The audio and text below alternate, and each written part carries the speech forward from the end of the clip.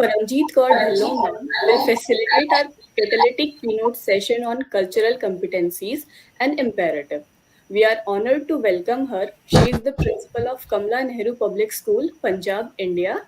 She has initiated IT transformations in her school and pioneered in mapping the entire school curriculum with the United Nations 17 Sustainable Development Goals. Please give her your warmest welcome. The stage is yours, ma'am. Okay, I would like to share the presentation, and here we go.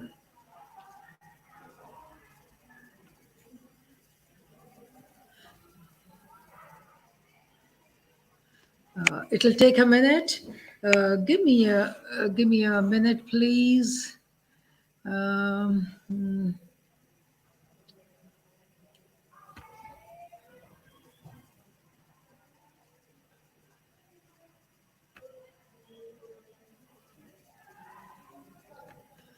just taking some time. Here we go. Yeah, I'm about to share. Let me see how do we go about the Chrome.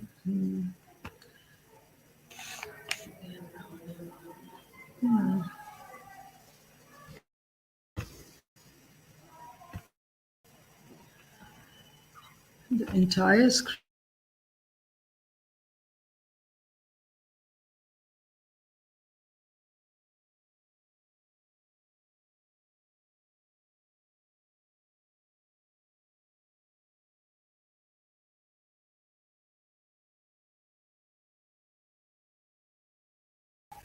Hello. Okay, that's great. Then we go for the slide share. Okay, so good afternoon, ladies and gentlemen. Namaste from India. I'm Paramjeet Kaur Dhillon, Principal Administration and Innovation of Kamla Nehru Public School, a school which is in a village and caters to children from 65 adjoining villages. I'm here to talk about cultural competency and imperative. In the vibrant tapestry of education, the aesthetic culture of schools plays a pivotal role in shaping not just the minds but the souls of students. It goes beyond textbooks and exams, weaving a rich tapestry of experiences that foster creativity, appreciation for the art, and a deeper understanding of the world. Today, we are going to explore the significance of aesthetic culture in schools and how it transforms the learning landscape, and in turn, explore cultural competency and imperative. Culture is who we are and what shapes our identity.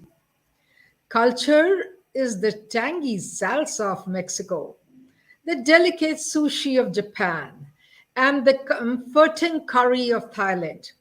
As we savor these flavors, we are not just tasting food, we are tasting the history, the struggles, the identity, and the triumphs of a community. Cultural competency is how we connect with people who are different from us. Talking about cultural competency, it is understanding the lively samba rhythms in the streets of Brazil to the graceful twirls of a Bharatnatyam dancer in India. Each culture has its own signature move in its own way of expressing the beauty of existence. So, cultural competency is how we connect with people who are different from us.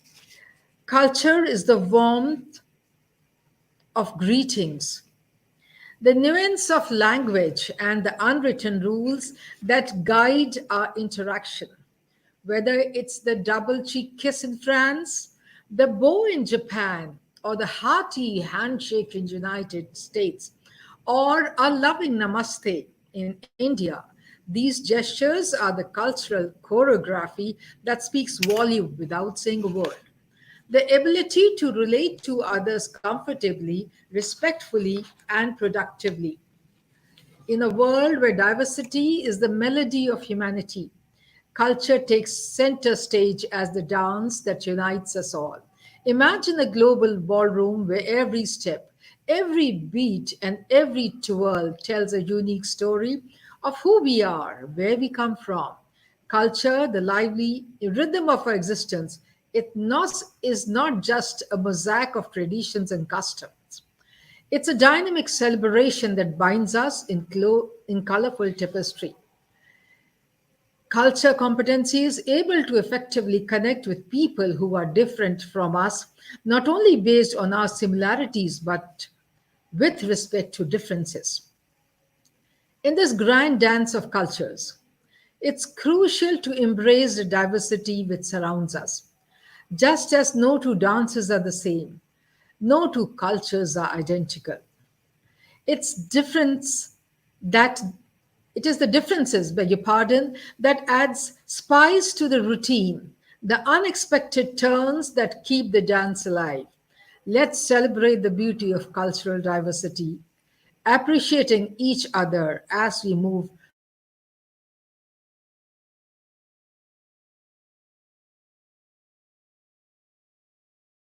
from traditional to transformative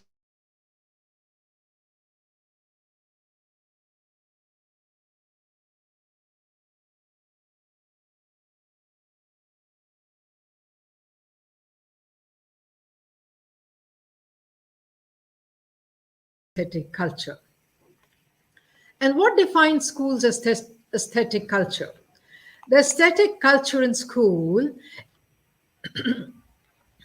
is more than the splash of color on the walls or notes in the air.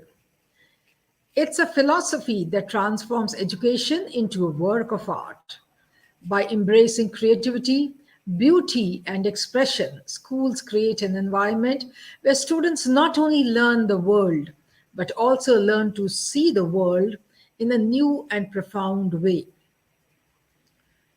Now, aesthetic culture is all about values, traditions, collaboration, inclusivity, leadership, respect, innovation, communication, celebration, adaptability.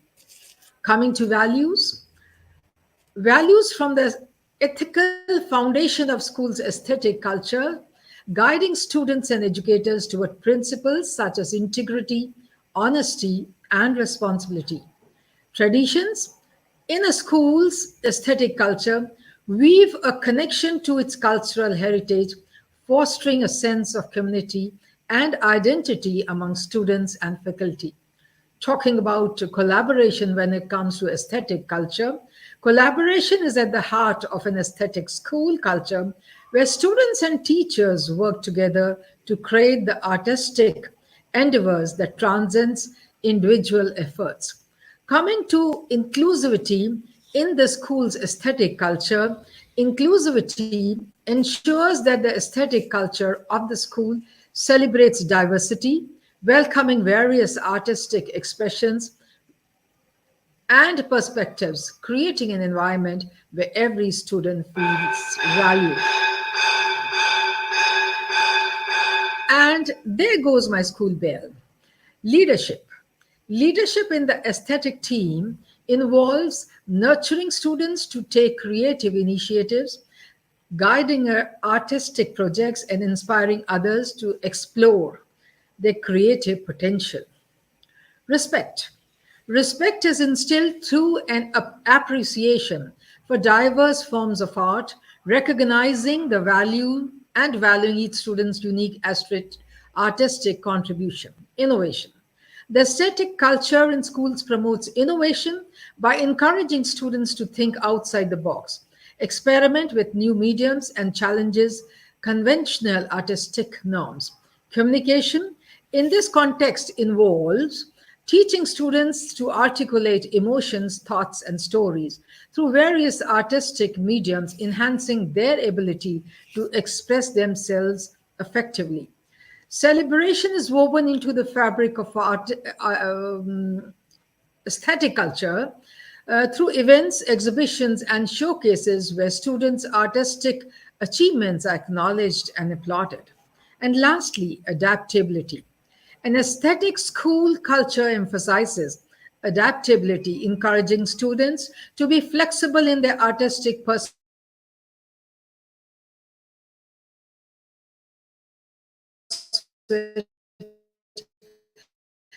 exploring new styles and adapting to evolving creative landscapes. Moving on, it extends much beyond motivational posters adorning the walls.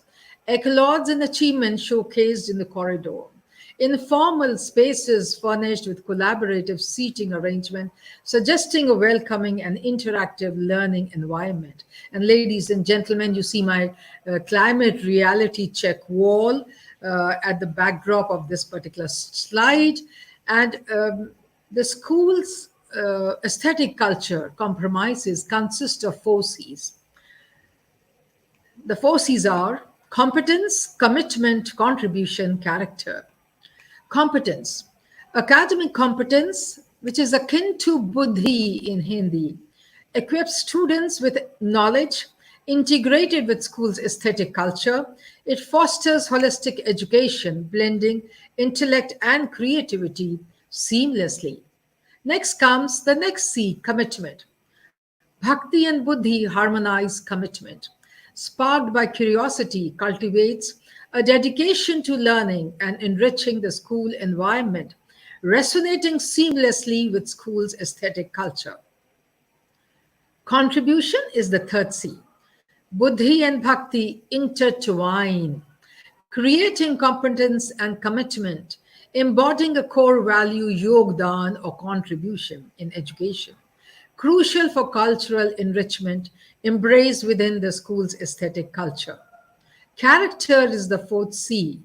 Some schools lack cultural consistency despite competence, commitment, contribution, character, or charitra in Hindi. Ensures resilient cultural mastery seamlessly interwoven with the school's aesthetic culture. Schools, ladies and gentlemen, are communities with diverse aspirations, embedding competence, commitment, contribution, and character, aligning with students' goals along with the school aesthetic culture, cultivates cultural competence, transforming education into a thriving space. So let's talk about cultural competency and NEP 2020. NEP promotes multilingualism, recognizing and respecting linguistic diversity integral to cultural competency within school's aesthetic culture. When the child comes in for the first time in the kindergarten, in the nursery class or the foundation class, the child understands most when we talk to him in his or her mother tongue. There comes the multilingualism in the school. Diverse curriculum NEP talks about, NEP 2020. It emphasizes on flexible, diverse curriculum, prioritizing local and indigenous knowledge enriched further by school's aesthetic culture. Uh, People, the indigenous people in a particular area, they know which crop is going to grow in a particular season. They know which plant is a weed and which plant is a herb. So NEP promotes that, and that too is cultural competency. And it's an imperative in school aesthetic culture. NEP 2020, once again, I quote, inclusive education is promoted by NEP.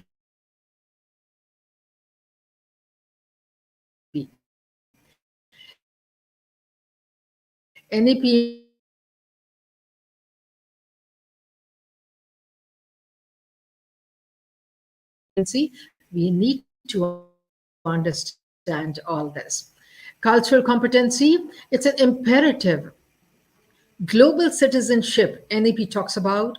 NEP envisions SDG 4 quality education that prepares students to be global citizens, promoting cultural competency as an essential skill for navigating an interconnected world. Cultural competency, a critical skill for success in today's interconnected world. It goes beyond understanding the diverse culture. In our interconnected cultural competency has emerged as a crucial skill interconnected world. As mentioned earlier, it's a crucial skill akin to a compass, guiding us through the diverse landscape of human interaction. It's not merely a buzzword, ladies and gentlemen, but a dynamic capability that fosters understanding, respect, and effective communication across different cultures. Cultural competency is the ability to navigate, communicate, and collaborate effectively across cultural boundaries. This critical skill is essential for success in various aspects of life, from academic pursuit to professional endeavors. In the workspace, which is there all around us, cultural competency is a key ingredient to success. Teams are no longer confined by the geographical boundaries. They are global ecosystems where individuals from various backgrounds they collaborate there.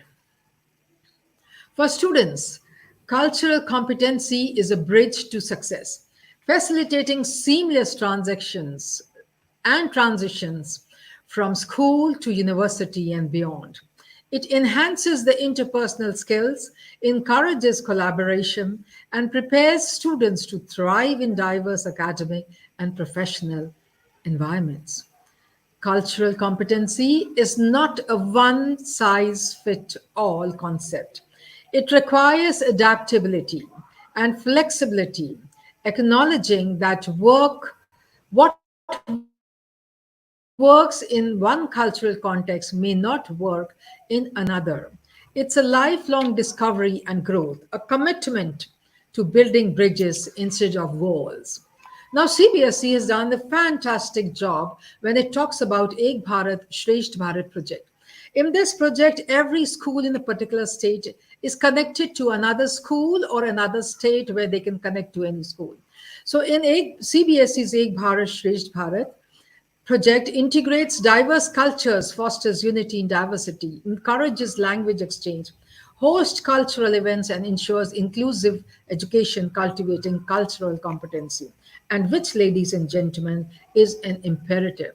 We now I'm going to walk you through what we have been doing to develop this cultural competency for the past many years, which we feel is a necessity and imperative in the present scenario in today's interconnected world. So here we on the screen you can see we were performing the dance from Andhra Pradesh. So the first previous years we were our partner state of Punjab was Andhra Pradesh, but now it is Orissa. So we had some class shows also where we displayed called the parents, and we displayed the food, the dress, their literature, their culture, their dances. Everything was portrayed, and the parents were part of this wonderful class shows. So that's how we go. We compared the Indian culture of Punjab and the culture of Assam, and then later of Orissa too. These activities are taken as the enrichment activities by the students of various classes for which they are graded. Uh, Skypathon. Skypathon is when you connect with students of some other country, some other class, and you're communicating in that most general language, the English language, which helps us to connect. You connect with teachers and students in different parts of the world where the students of my school is not rather both the schools are aware that they're not being graded when they're interacting. They're free, a free environment where they interact, learn to know about their food, their culture, their dresses, their songs, their dance, and it's a fun-filled activity. And I would like to quote here that we visited 646 global classes in 46 countries in 48 hours during the Microsoft Global Learning Connect, and that was in the year 2020. This is one thing which we hold very close to our heart.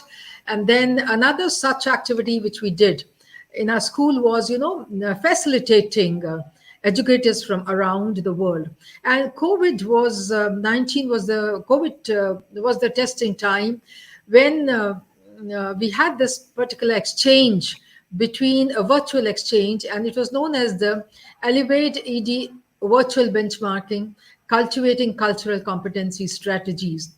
A transformative classroom tour to Microsoft Showcase School from June 3rd to June 10th, 2021. Yes, we have been practicing and working on cultural competency since quite a few years. Ladies and gentlemen, We engaged with 1,044 education leaders, heads of education departments, and educators from various districts in Philippines, a different country. And remember, we are a school in a village. The 6-day virtual tour expedition included visits to maths, English, science, fine arts, and EVS classes. It was two different cultures learning from each other, and cultural competency played a vital role in this.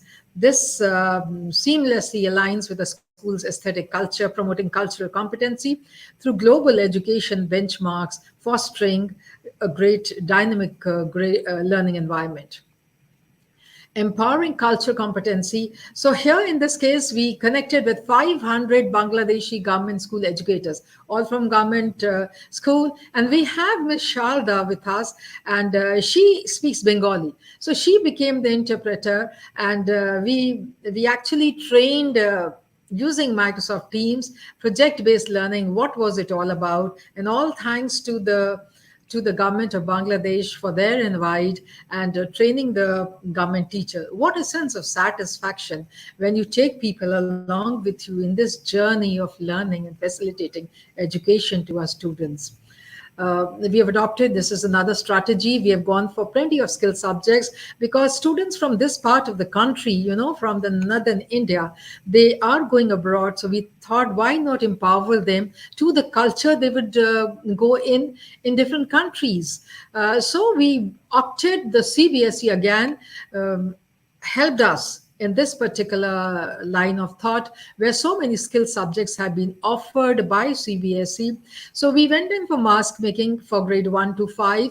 And when we made mask of all countries and this indigenous people, the tribes, and African masks were really loved by the children. Embroidery we went for. Coding was practiced.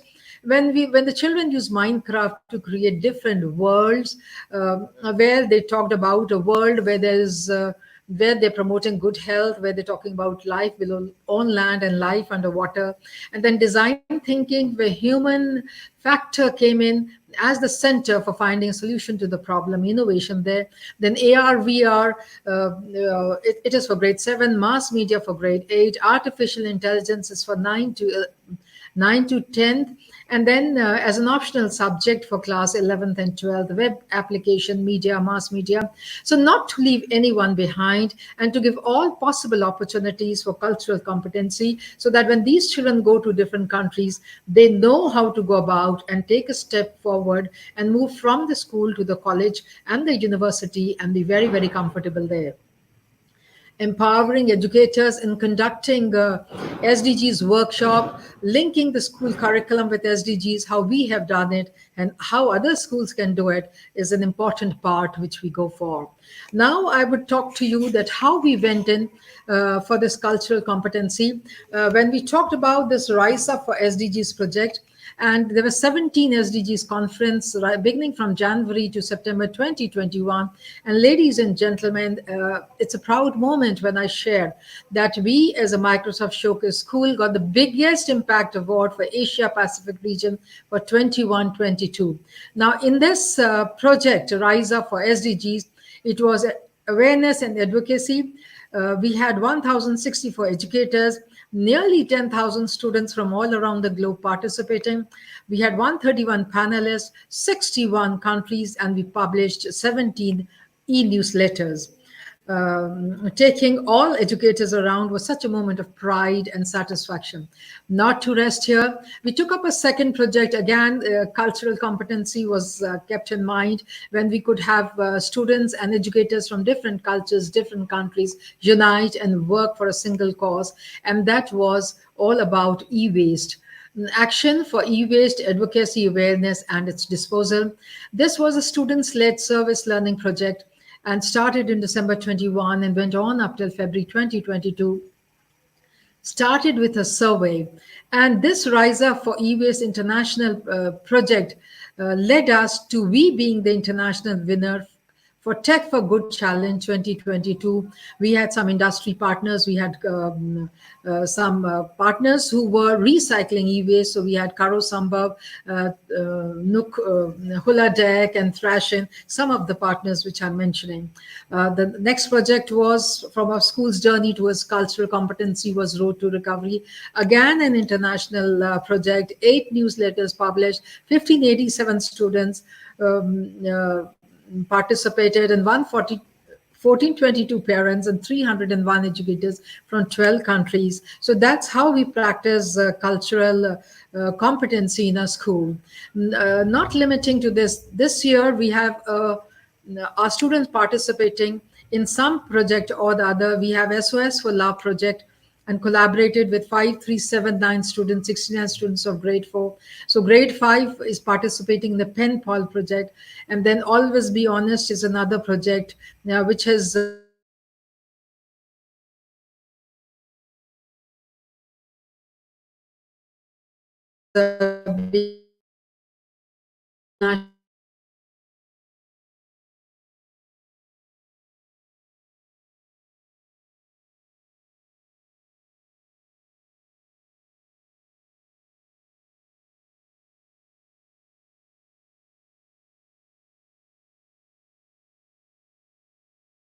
cultures.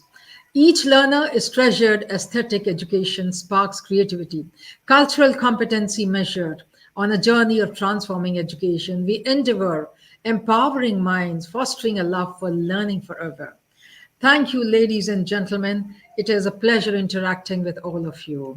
I'm stopping to share in case anybody has a question. We can go for it.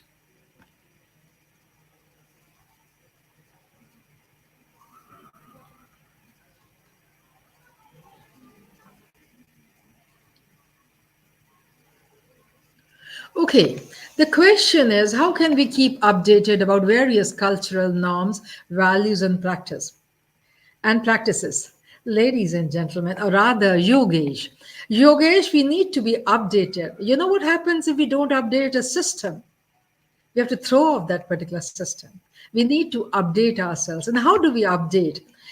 We can update ourselves by going through articles which are there, surf the net, find out the cultures, go to UNESCO, find out what projects they are starting, be active on the social media, and find out which projects are starting, or at least connect with me.